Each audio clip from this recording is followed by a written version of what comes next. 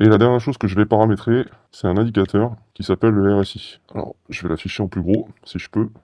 Donc le RSI, il faut l'imaginer, le RSI, c'est la force de vente ou d'achat. Donc là, on voit que au niveau de ce graphe de RSI, on est aux alentours de 84%. Donc il faut savoir que le RSI, ça se mesure en pourcents, ça va de 0 à 100%.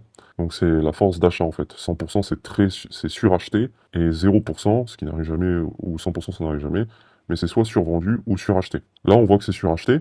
Donc suracheté, ça veut dire quoi? Ça veut dire que le prix est monté très fort d'un seul coup. Faut imaginer par exemple une balle que tu jettes en l'air, elle va monter très très vite, mais évidemment, on va entamer évidemment des redescentes aussi. Voilà. Donc là, voilà, là, ça me permet de dire que c'est monté beaucoup trop vite, donc il y a de fortes probabilités que ça corrige derrière. Ça veut pas forcément dire que ça va corriger, attention. Et c'est pareil pour le côté baissier.